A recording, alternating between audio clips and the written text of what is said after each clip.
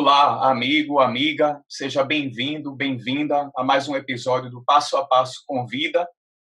E hoje nós temos a honra da participação do professor Wilson Nakamura, que é doutor em finanças, administrador, economista, contador, advogado, nosso amigo, né, que nos dá o grande prazer da sua participação no nosso canal Educação Financeira Passo a Passo, para que nós possamos tratar de um tema muito importante, que é da importância da contabilidade para as finanças empresariais, diante da cultura do empresário de não valorizar a contabilidade, de não separar as contas pessoais das contas da empresa.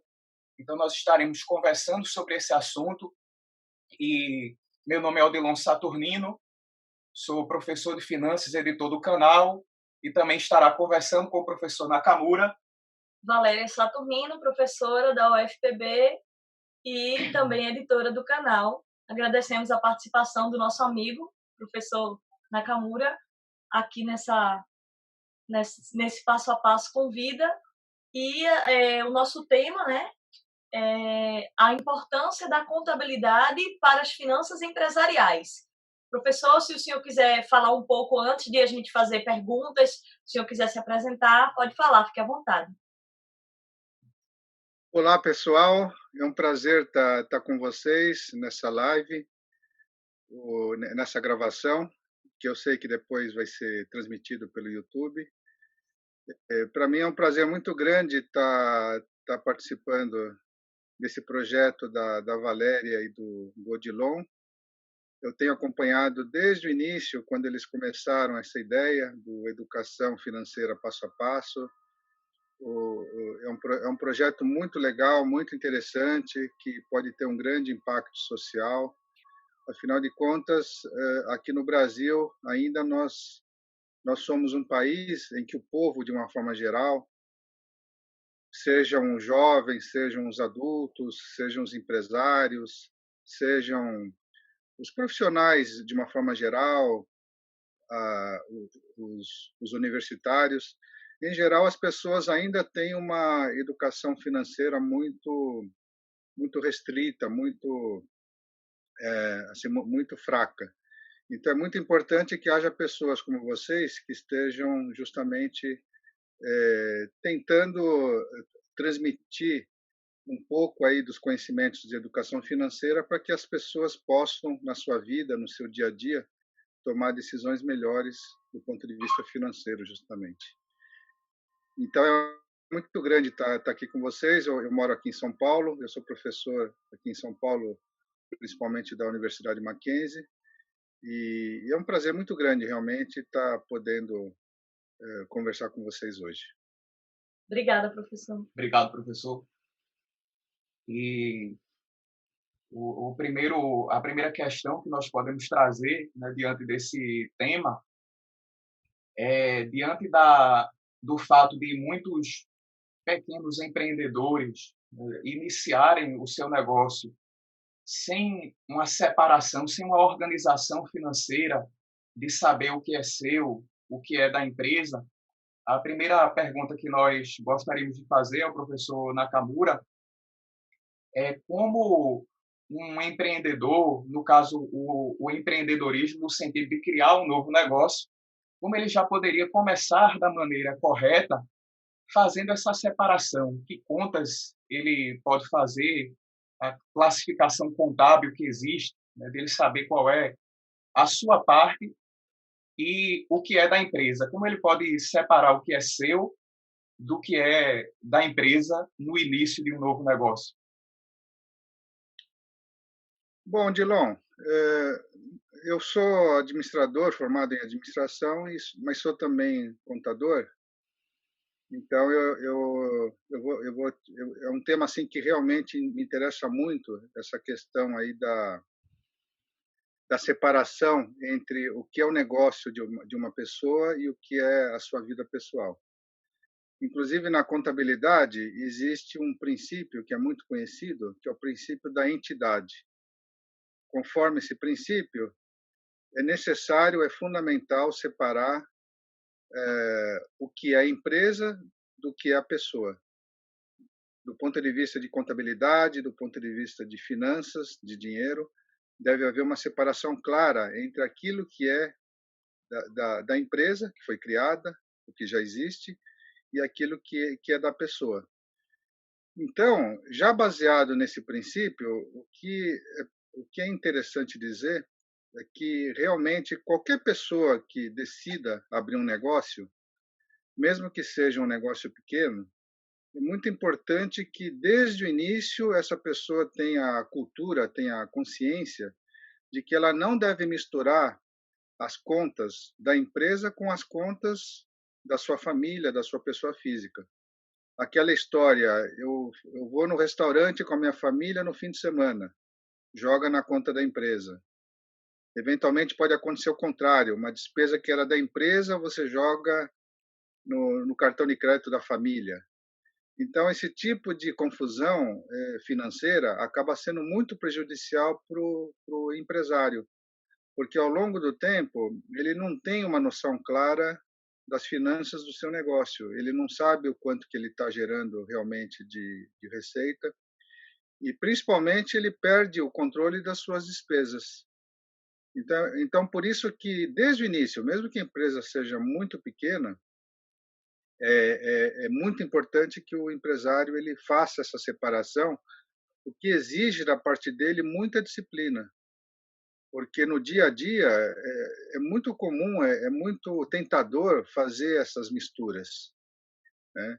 Mas com disciplina, né, com uma consciência clara do que é o certo, do que é o errado, a pessoa faz essa separação e isso só gera benefícios para ela ao longo do tempo. Se o senhor poderia dar mais dicas em relação a isso, porque, por exemplo, assim, eu vou dar dois exemplos, né, em relação a isso, para a gente ver o que poderia ser feito. No caso de uma empresa muito pequena, por exemplo, uma empresa do setor de gastronomia, que funcione dentro da casa da pessoa. Então, a pessoa ela utiliza a energia tanto para fins pessoais como para fins empresariais. A pessoa utiliza o gás tanto para fins empresariais como para fins pessoais. É muito mais difícil separar isso, mas poderia ser feito contabilmente algum tipo de rateio, alguma coisa nesse sentido, de tentar realmente ratear as contas e realmente pagar a parcela, mesmo sendo a mesma conta. A parcela da conta de luz que foi da empresa e a parcela da conta de luz que foi da pessoa física? Então, Valéria, talvez seja bom colocar a coisa da seguinte maneira: se a empresa ela é muito, muito pequena, vamos imaginar, conforme você está dizendo, que a pessoa abriu uma empresa de alimentos em que ela faz, por exemplo, lanches naturais para vender para diversas pessoas que ela conhece principalmente. E aí ela formalizou essa empresa, ela abriu a empresa propriamente dita, só que ela, entre aspas, fabrica os lanches na cozinha da sua casa. É o que você está mais ou menos colocando. Isso. Bom, nesse caso, se realmente a empresa é muito, muito pequena, e se ela funciona na cozinha da sua casa, talvez não seja tão importante assim aquilo que eu acabei de falar para vocês, de ficar separando de forma minuciosa o que é o gasto da empresa, o que é o gasto da família. Talvez aí seja desnecessário ter esse controle tão na ponta do lápis, né?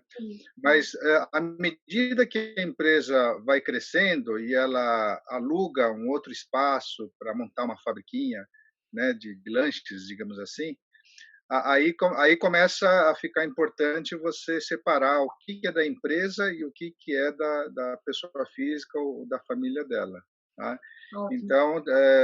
Então talvez para negócios muito, muito pequenos não seja tão necessário assim fazer essa separação que nós estávamos falando antes. Essas empresas muito, muito pequenas, elas inclusive nem funcionários têm. Isso. A própria pessoa é aquela ideia lá da empresa individual, né? O MEI. Exatamente, o MEI, microempresário individual.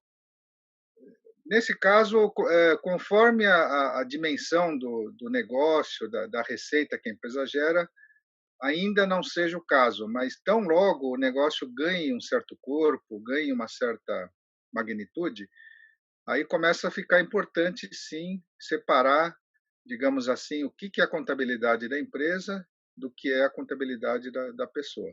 Senão, ao longo do tempo, ela vai se perder e, principalmente, aquela coisa do hábito. Você cria um hábito ruim, cria uma cultura, podemos dizer assim, de ficar sempre misturando as finanças da empresa com as finanças da família ou da pessoa física. Isso realmente, depois, no futuro, começa a criar grandes problemas para a pessoa. Obrigada. Obrigado, professor. Muito bom.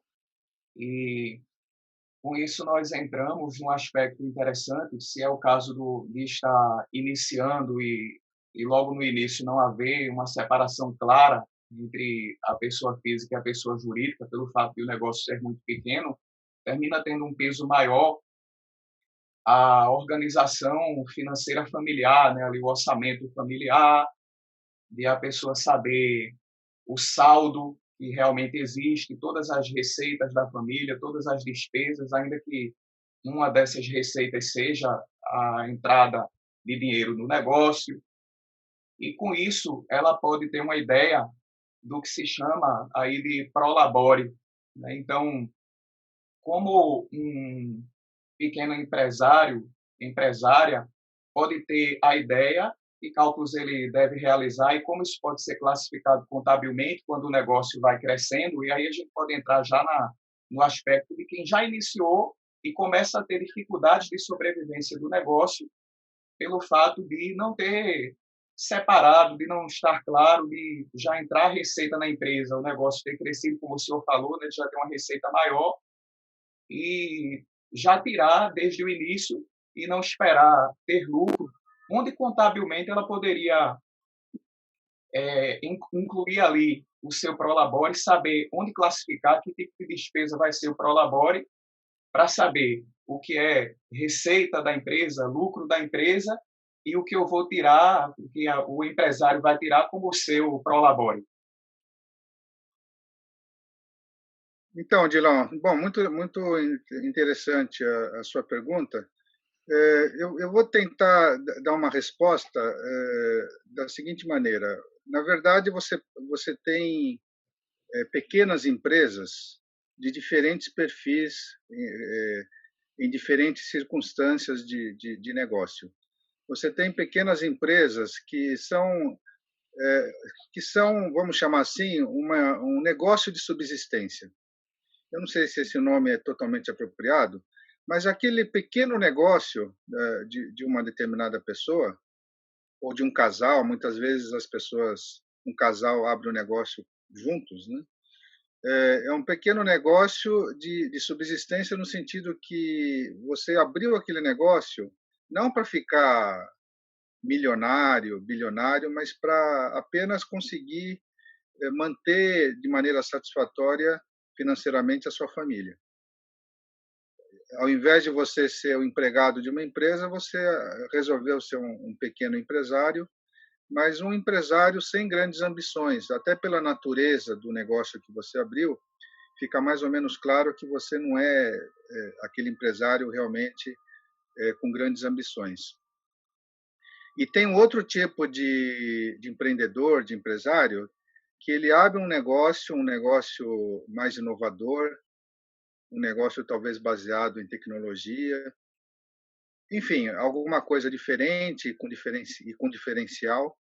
E aí essa pessoa, esse empresário, ele tem uma perspectiva de fazer o seu negócio crescer, é uma pessoa ambiciosa do ponto de vista financeiro, do ponto de vista até de realização pessoal.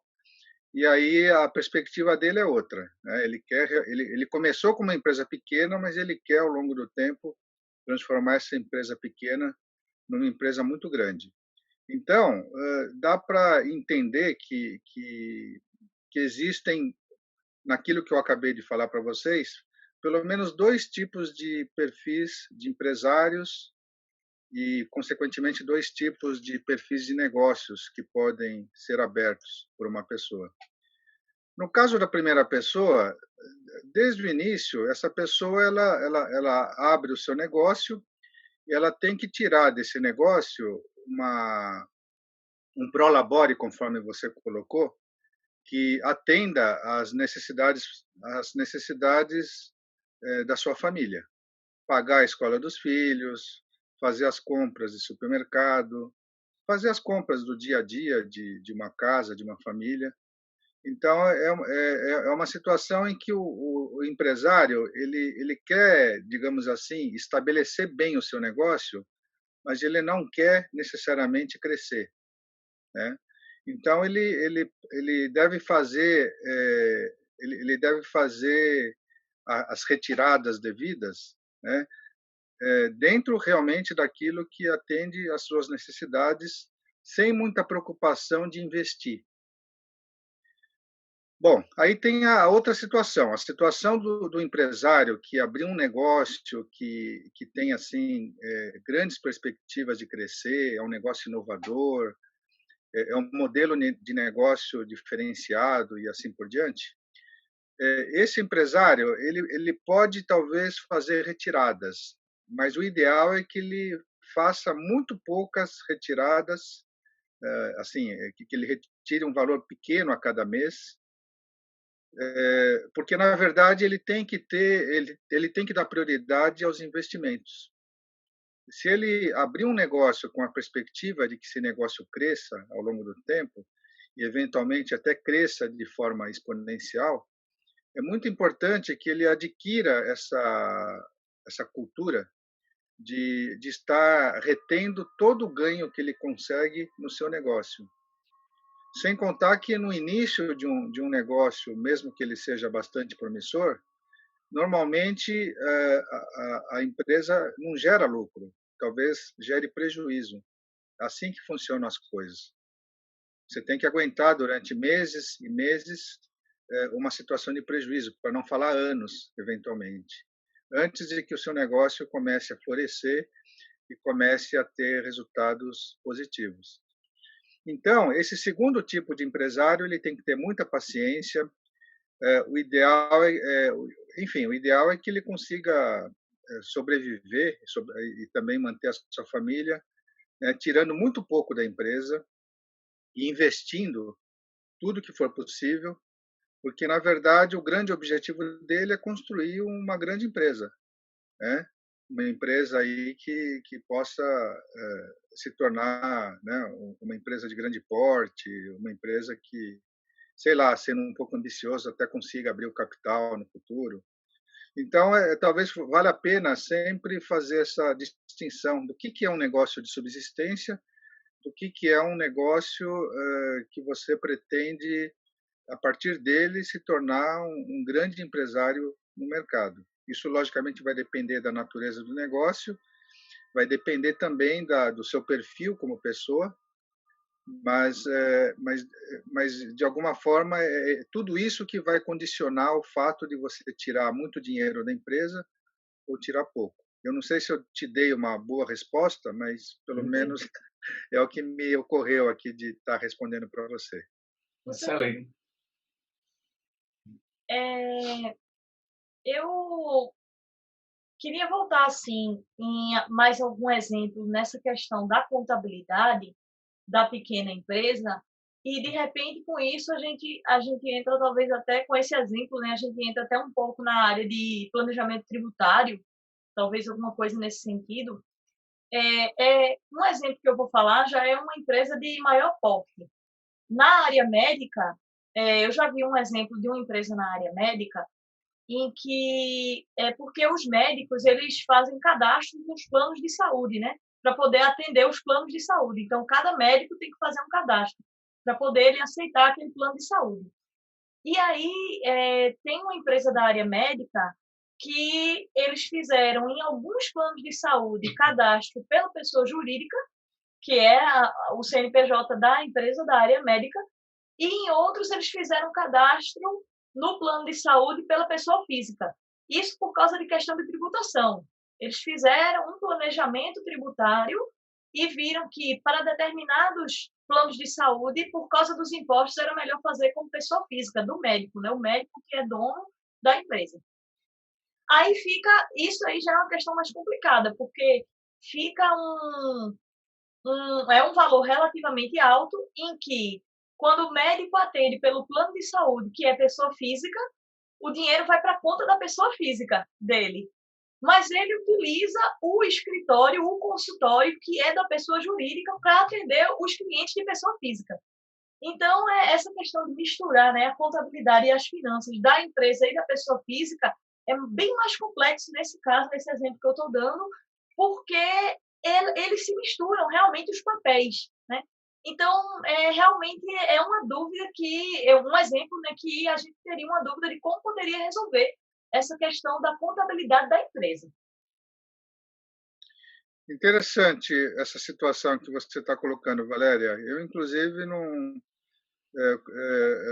não sabia que isso pudesse acontecer. Uhum. Eu não conheço muito bem a legislação, eu não sei se um médico ele pode, ao mesmo tempo, receber pela empresa que ele abriu e pela pessoa física. Pode. Né? Pode, né? Na verdade, deve ser mais ou menos parecido com professores. Eu, como professor, eu já fui convidado para dar aula em outras instituições, em outros estados, eventualmente, até em outros países. E aí você pode receber os honorários dos cursos que você dá na pessoa jurídica. Eu tenho uma empresa aberta por causa disso. Uhum. E eu posso também receber através da pessoa física como autônomo. Isso. Então, talvez seja a mesma situação dos médicos que você está relatando. Exatamente. E pelo que você acabou dizendo, aparentemente ou provavelmente as empresas de convênio médico, de seguro médico, elas também aceitam as duas alternativas. Isso.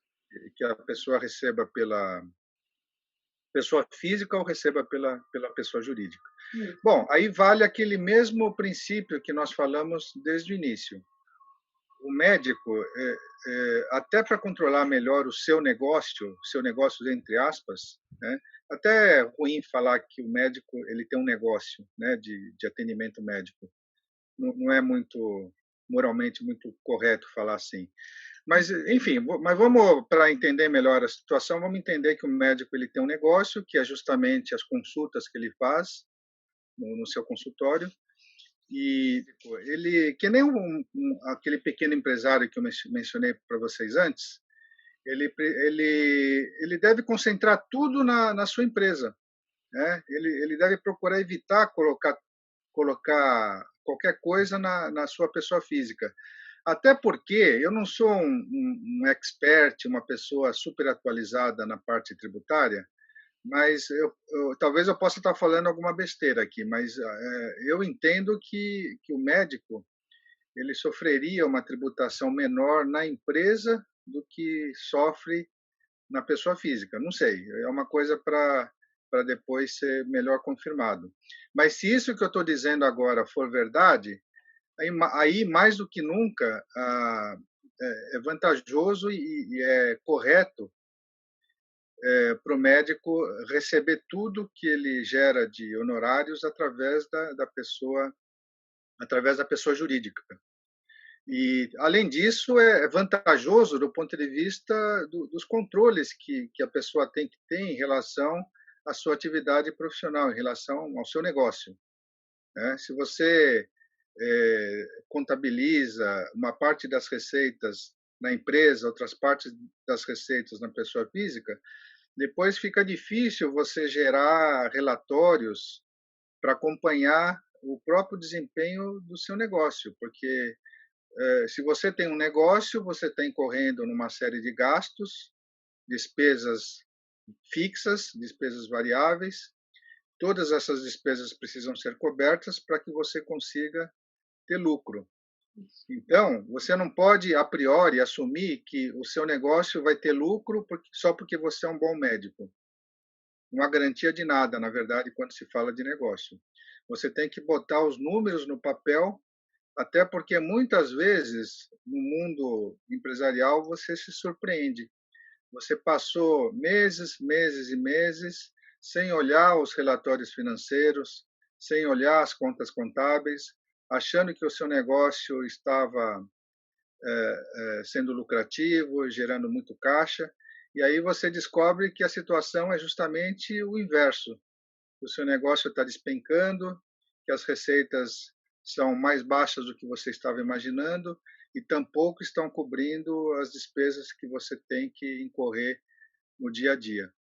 Então, por isso que, voltando à situação do médico, eu acho que é sempre recomendável que o médico ele concentre tudo na pessoa jurídica, a não ser que haja alguma razão muito forte, inclusive devidamente suportada pela legislação, que justifique ele receber pelo menos uma parte dos seus honorários de consulta na pessoa física. E aí eu só queria complementar essa resposta, Valéria, dizendo o seguinte: existem, conforme eu sei, no mercado, certos consultores que são especializados em consultórios médicos, em consultórios dentários. E então, às vezes, vale a pena para um médico que não estudou para abrir um negócio, ele não estudou para abrir uma empresa, Verdade. ele não estudou para analisar números da contabilidade. Às vezes, vale a pena para o médico contratar um consultor, que vai ser o médico dele, né, digamos assim, que vai justamente orientá-lo só durante um mês, se for o suficiente, ou ao longo aí de vários meses, de como administrar o seu consultório médico. Porque também, Valéria, a gente tem que entender que muitas vezes um consultório médico não é pequeno.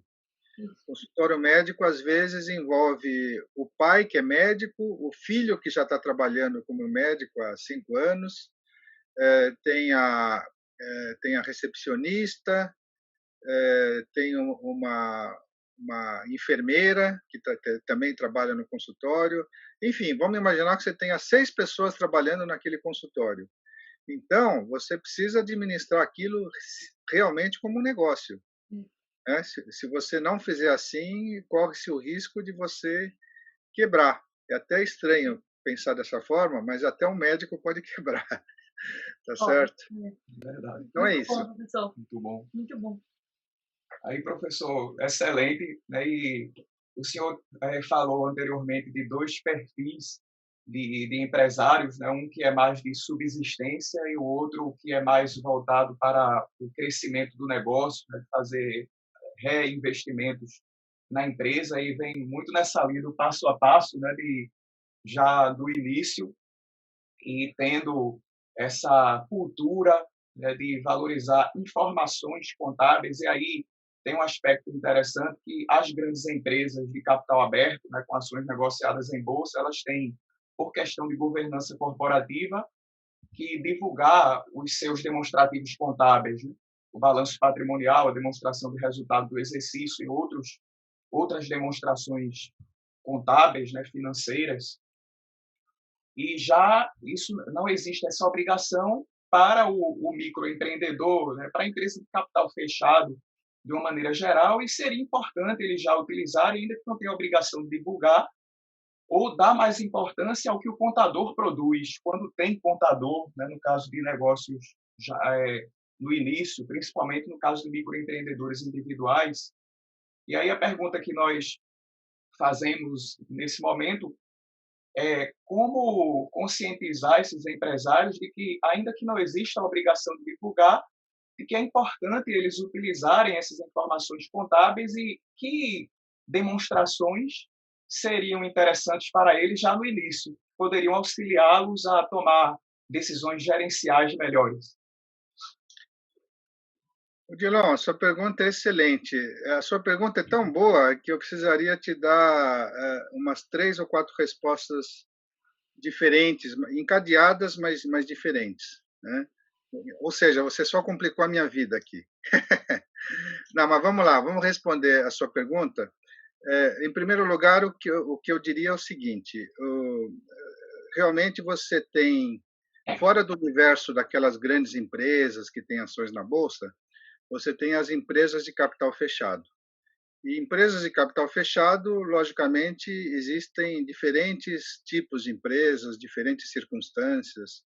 Tem desde aquela empresa que é muito grande, porém de capital fechado, até aquela empresa que é muito pequena, é uma microempresa, logicamente, de capital fechado também.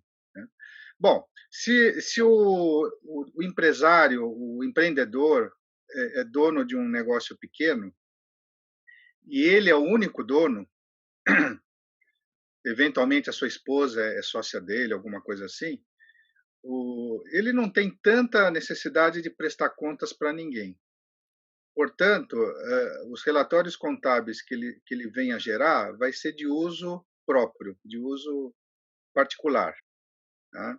Mas nem por isso a contabilidade dele pode ser feita de qualquer jeito. Isso que é uma coisa importante de ser dita. Não é porque eu não preciso divulgar os números da minha contabilidade que eu devo negligenciar a forma como as coisas são feitas na contabilidade da minha empresa. Né? Bom, mas vamos pensar nas circunstâncias de um outro empresário que ele tem um negócio também que é relativamente pequeno, mas ele tem um sócio. Tá? Para complicar um pouco mais a situação, vamos supor que ele tenha mais 2 sócios. Então, é ele e mais 2 sócios. Ele até pode ser o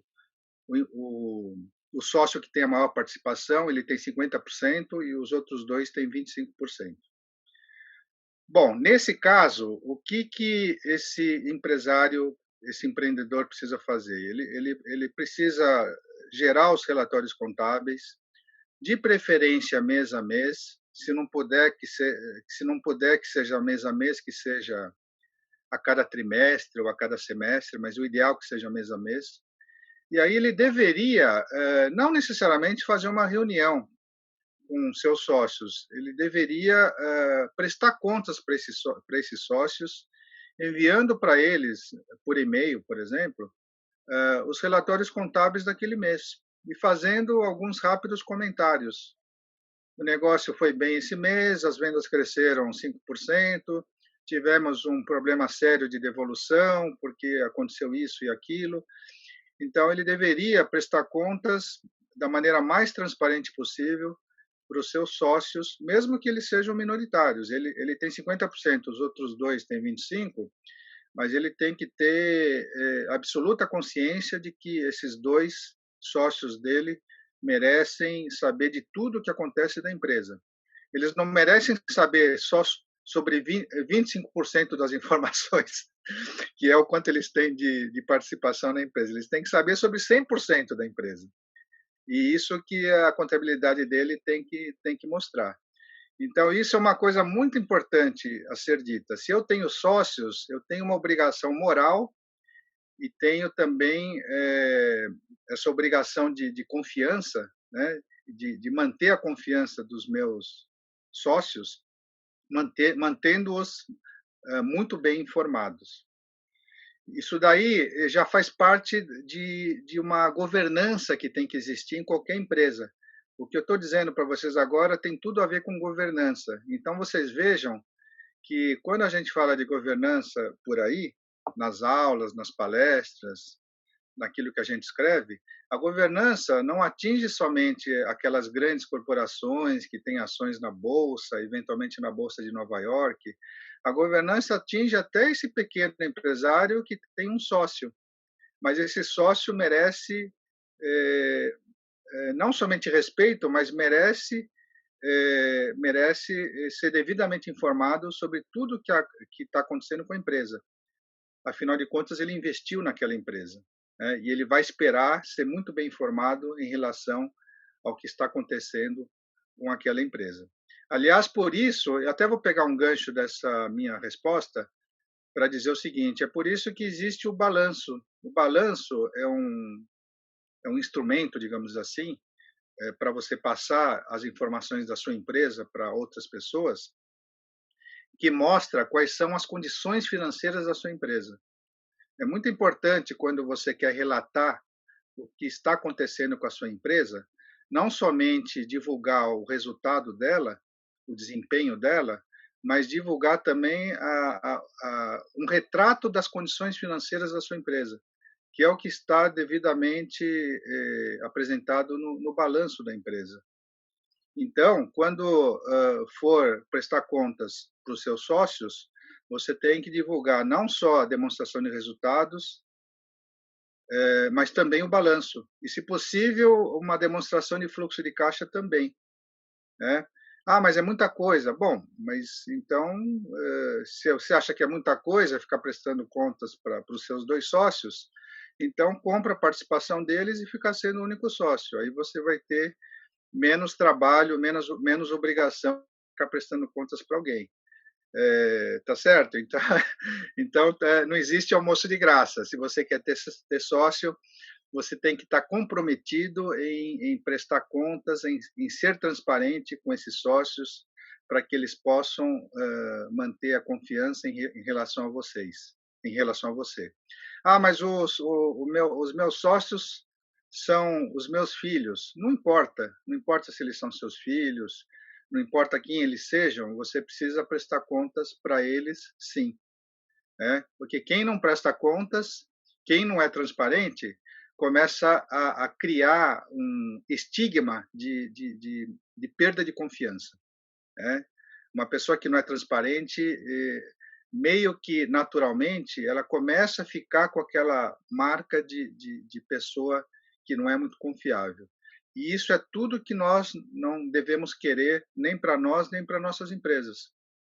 Isso é uma questão moral, e a questão moral é muito importante no mundo dos negócios. Nós temos que ser, antes de mais nada, pessoas com caráter e pessoas que transmitam confiança em tudo, absolutamente tudo que a gente faz na nossa vida profissional e logicamente, também na nossa vida pessoal. Tá certo? Então o pequeno empresário que vamos supor que ele não tenha sócio, é praticamente só ele e portanto, talvez ele não precisa divulgar suas demonstrações financeiras para ninguém. Bom, mesmo nesse caso, é muito importante que a contabilidade dele esteja muito bem estruturada e que ele tenha muita confiança nos números que estão sendo mostrados na demonstração de resultados, no balanço patrimonial e em outros relatórios auxiliares que possam existir. Porque aí é um ponto que estava subentendida na sua pergunta, Odilon. Na verdade, a contabilidade é a principal fonte de informações para qualquer empresário. O empresário, logicamente, ele tem várias informações que ele pode obter em relação à sua empresa, na parte comercial, na parte de recursos humanos, na parte de produção, se for uma indústria, e assim por diante. Mas, as informações chaves para ele, as informações imprescindíveis para ele, são as informações contábeis. E essas informações contábeis, elas têm que servir a ele, do ponto de vista gerencial. Por isso que existe aquela tal da contabilidade gerencial, que ela é tão importante. É uma contabilidade voltada para dentro da empresa, ela não está voltada para você ficar divulgando publicamente, eventualmente nem para os seus sócios, mas é uma contabilidade que deve servir como ferramenta de trabalho no seu dia a dia, te fornecendo as informações chaves para você acompanhar muito de perto o que está acontecendo efetivamente no seu negócio. Se as vendas estão crescendo, se as vendas estão crescendo, quais produtos as vendas estão crescendo, eventualmente quais produtos as vendas estão caindo, como estão as despesas da sua empresa, será que o preço das matérias-primas que você compra não está subindo? Será que o consumo de matéria-prima na sua fábrica não está aumentando por conta de algum problema que aconteceu recentemente? E assim por diante. Então, você tem que ter na ponta do lápis, na frente do computador, todas as informações necessárias para que você administre o seu negócio no dia a dia, sem deixar passar absolutamente nada. né? Por isso que a contabilidade ela é tão importante. Eu costumo dizer que a contabilidade, para qualquer empresa, seja ela muito grande, seja ela pequena, a contabilidade é o principal sistema de informações da empresa. Muito bom, professor. Não só respondeu, como superou, né, a expectativa do que foi perguntado, né, do que se esperava, e o esclarecimento, né, e envolver questões éticas também, né, morais, de enfatizar, né, a importância da contabilidade, de a governança se estender também, né, a pequenos negócios. Então, foi muito boa a contribuição. E E aí nós estamos em um momento em que os empresários, de uma forma geral, tanto pequenos como grandes, estão passando por dificuldades, e aí essas dificuldades são mais intensas quando essa valorização à contabilidade não existe, né? Diante dessa cultura de não valorização de algo que é tão importante, como o professor mostrou, da contabilidade, isso está prejudicando ainda mais os negócios atualmente diante dessa crise sanitária de impacto global, né, pela qual todos nós estamos passando, e o impacto é ainda maior quando não se faz esse orçamento empresarial, como o senhor citou, quando não se produz essa informação, essas informações, né, contábeis, financeiras. E aí nós gostaríamos que o senhor desse uma palavra para esses empresários que agora enfrentam essas dificuldades pelo fato de não valorizar, como é que eles podem, diante dessa situação, passar a valorizar mais essas informações, que saída eles podem ter para se recuperar nesse momento de crise? Então, Odilon, antes de responder a sua pergunta, eu também só queria complementar o que eu estava te falando antes, Uhum. dizendo o seguinte: na verdade, a contabilidade ela é importante também para essas pequenas empresas. É importante para qualquer empresa, mas particularmente nós estamos focando nas pequenas empresas, por causa do eventual crédito que a empresa queira obter no mercado. Porque, afinal de contas, eventualmente, além de ter sócios, a empresa normalmente precisa recorrer a dívidas, a empréstimos e financiamentos do mercado, que são fornecidos por bancos e por outras instituições também. Então, para que isso possa ocorrer, para que a empresa consiga crédito no mercado, também é muito importante que a empresa ela tenha uma contabilidade em ordem, porque uma das informações que certamente o banco vai exigir de você, a partir de um certo porte, né, que a sua empresa possa ter, são justamente as demonstrações contábeis, o balanço da empresa, a demonstração de resultados, o balancete, além de outros relatórios que possam ser solicitados. Então, também por essa razão, é muito importante que a contabilidade da empresa esteja muito bem organizada. Tá? Bom, mas aí agora falando aí da sua pergunta, você estava mencionando a situação de pandemia que nós estamos vivendo. Então, nessa situação de pandemia, mais do que nunca, o trabalho das áreas financeira e contábil, elas precisam ser valorizadas, porque o que está acontecendo com as empresas é que as empresas estão sofrendo muito com essa crise. Houve uma queda vertiginosa das receitas da grande maioria das empresas, houve uma certa paralisação dos negócios em geral, e, portanto, as empresas já correram e continuam correndo um grave risco de faltar dinheiro no dia a dia da empresa. E todos nós sabemos que o dinheiro é o sangue da empresa. O sangue que corre no nosso corpo e que é fundamental para que a nossa vida exista, corresponde ao dinheiro que existe dentro da empresa. Então, não pode faltar dinheiro numa empresa em hipótese alguma.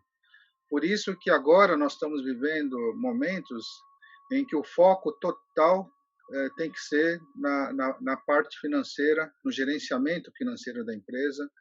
A empresa ela tem que preservar o seu caixa a todo custo, da melhor maneira possível. A empresa tem que gerar caixa de todas as maneiras que forem possíveis nesse momento de dificuldades.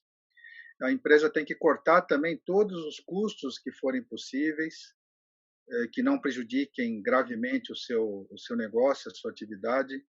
Então, agora nós estamos vivendo uma etapa aí da nossa vida em que o foco totalmente tem que estar voltado para o caixa da empresa. O caixa da empresa precisa ser preservado, né? Seja reduzindo gastos, seja interrompendo investimentos e seja procurando gerar receitas. Só que gerar receitas no momento como agora, realmente a situação está muito difícil. O que eventualmente um pequeno empresário poderia estar fazendo é recorrer. Vamos imaginar que ele tenha um grande cliente. Eu sou uma pequena empresa, mas eu tenho um grande cliente. Né? Bom, talvez valha a pena tentar conversar com esse grande cliente para ver se ele faz um adiantamento para a minha empresa. Esse grande cliente está numa situação financeira mais confortável, até por ser muito grande, e até por ter muito crédito no mercado, e eventualmente essa grande empresa que é seu cliente poderia estar te socorrendo, né, nesse momento extraordinário de crise que nós estamos vivendo. Eu estou dando só esse exemplo para ver como é que a gente tem que ser criativo para buscar recursos que sejam necessários para a nossa empresa, recursos financeiros, logicamente, né, em qualquer possibilidade que possa existir. Tá certo? Bom, e aí tem uma coisa também que eu queria aproveitar e comentar com vocês. Tem muito empresário que ainda não adquiriu a cultura do planejamento financeiro. Planejamento financeiro nada mais é do que projetar para o futuro as entradas e saídas de caixa. Essa projeção pode ser feita só pensando um mês para frente, pode ser feita pensando 6 meses para frente, pode ser feita pensando 2, 3 anos para frente e assim por diante. Eu posso fazer uma projeção de curtíssimo prazo, de curto prazo ou de mais médio e longo prazo. Mas o fato é que esse planejamento tem que ser feito, principalmente no caso de um pequeno empresário, tentando enxergar um horizonte aí de 6 meses para frente.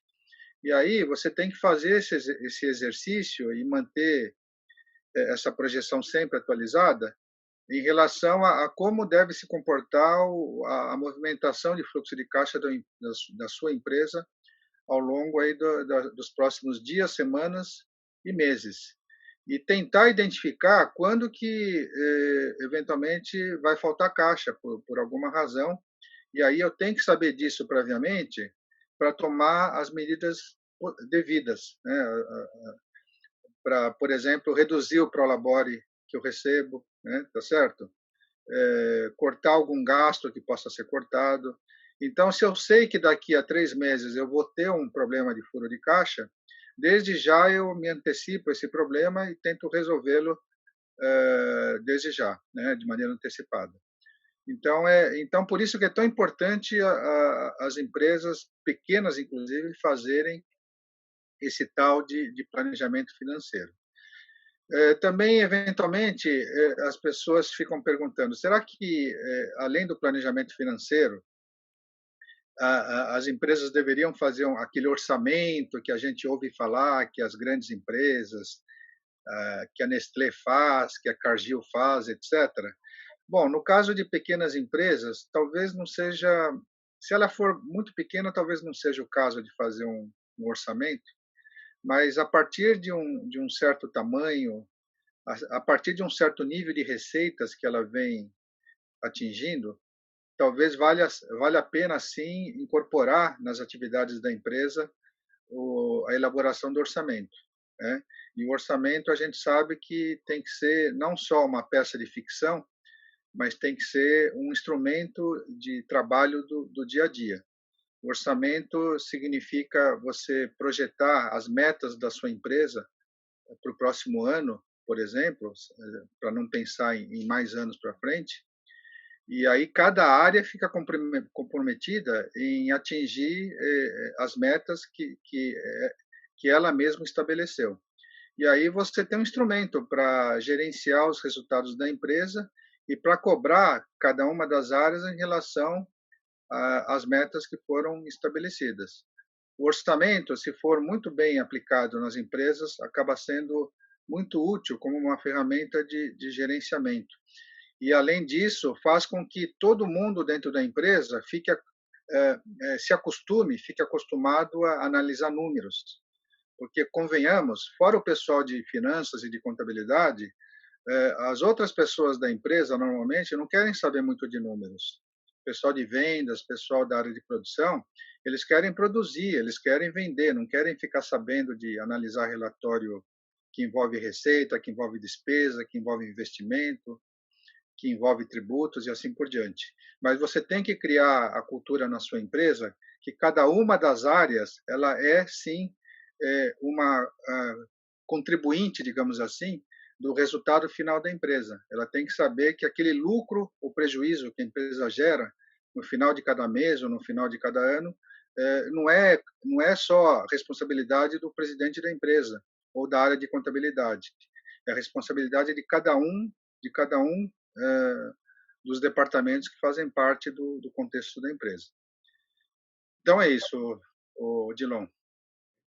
Nós queremos agradecer, né, ao professor pela honra da participação no nosso canal. É uma grande satisfação ter esse nosso amigo, né, o professor Wilson Nakamura, que é professor na Universidade Presbiteriana Mackenzie, né, nós até esquecemos de citar no início, e é uma honra, né, ter a sua participação aqui, essas contribuições, desse para a gente passar muito mais tempo, né, o quanto a gente aprende, né, e o quanto você também que está assistindo pode aprender também, né, com a experiência do professor, tanto tem experiência de atuação nas empresas, como uma ampla formação, como nós citamos no início, né, o professor é administrador, contador, economista, advogado, né, tem o doutorado na área de finanças e é uma grande honra, né, ter a sua participação aqui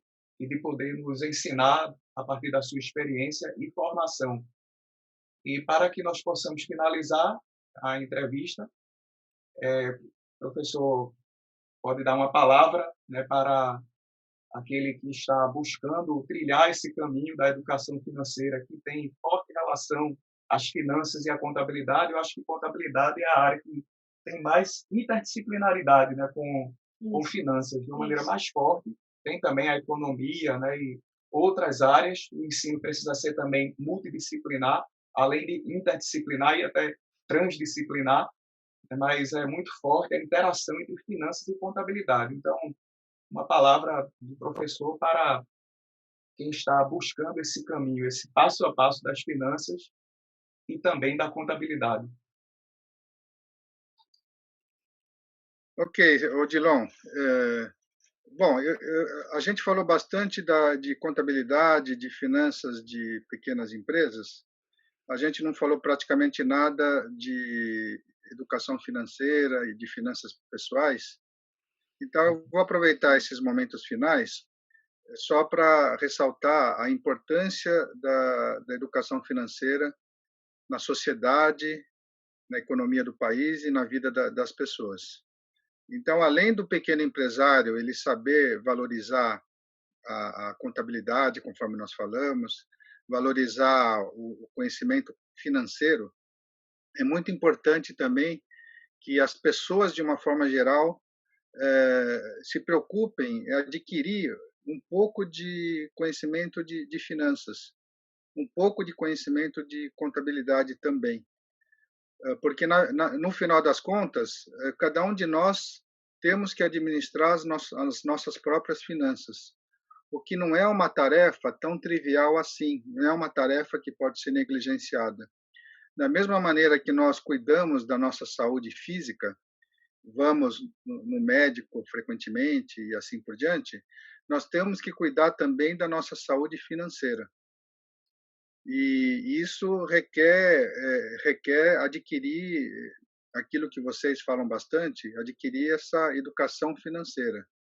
Você tem que aprender a controlar os seus gastos no dia a dia, você tem que aprender a fazer um demonstrativo de resultados da sua vida pessoal, você tem que aprender a fazer um planejamento financeiro olhando para um futuro de curto prazo, um futuro de mais longo prazo. Você tem que se preocupar com a sua aposentadoria, mesmo que você seja jovem. Aliás, é quando você é jovem que você tem que se preocupar com a sua aposentadoria. Se você já está com 40 anos, com 45 anos, talvez já seja tarde para você se preocupar em entrar num plano de aposentadoria, em fazer investimentos no mercado financeiro. Então, essas coisas têm que acontecer de maneira muito prematura, muito cedo, né? Então, por tudo isso que eu estou falando para vocês agora, é muito importante que todos nós estejamos conscientes de que nós temos sim que assistir palestras, assistir cursos, ler livros relacionados a finanças pessoais, ler livros relacionados à educação financeira. Inclusive, eu queria dizer o seguinte, um professor de finanças, como eu sou, como a Valéria é, como o Odilon também é, e tantos outros colegas nossos espalhados aí pelo Brasil e pelo mundo, eventualmente nós entendemos de finanças, né? Mas também pode ser que nós não cuidemos bem das nossas finanças. Então, isso é uma coisa que pode acontecer. Eu posso dar aulas maravilhosas de finanças, falando dos grandes IPOs que as empresas fizeram aqui no Brasil, fizeram lá em Nova York, e depois eu vou analisar a minha vida financeira pessoal e ela está um desastre. Eu estou super endividado, comprei um apartamento que eu não deveria ter comprado, comprei um carro que eu não deveria ter comprado, tá certo? E, enfim, uma série de coisas. Eu botei o meu filho numa escola que não cabia no meu bolso, eu estou simplesmente quebrado, tá certo? E eu sou professor de finanças. Então, isso pode acontecer. Como um médico, eventualmente, não cuida da sua saúde, infelizmente, vocês Verdade. sabem disso, um professor de finanças, ele pode, eu volto a repetir, dar palestras maravilhosas explicando o que é finanças, a importância de finanças, mas depois, na prática, a sua vida é um grande desastre do ponto de vista financeiro. Então, o que eu quero dizer no final das contas? Que também não é suficiente só saber das coisas. É suficiente incorporar essas coisas na nossa vida, tornar essas coisas um hábito, né? Uma disciplina, né?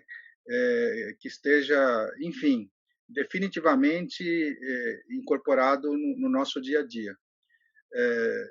Se não for assim, as coisas não funcionam e a gente vai sempre vivendo de forma improvisada e viver de forma improvisada, sem planejar direito as coisas, as consequências podem ser muito danosas para nós mesmos.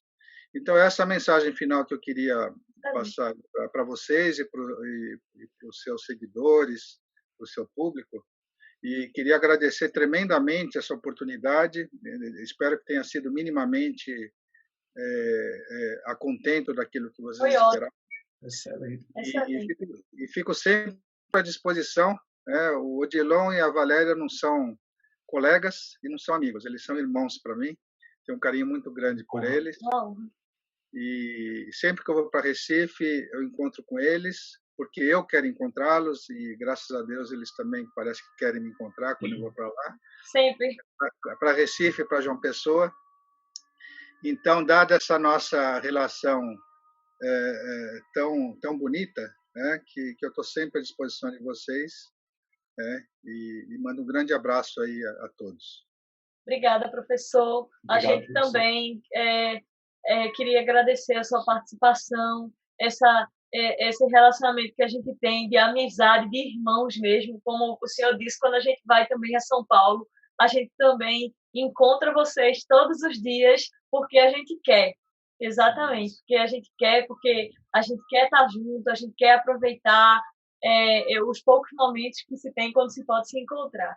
E isso que o senhor falou no final foi ótimo, a gente já vem conversando muito sobre isso. A alfabetização financeira, ela tem 3 níveis, né? O conhecimento, o comportamento e a atitude. Não adianta ter só o conhecimento, que é como o senhor disse, ser professor de finanças e pode não cuidar das suas finanças pessoais.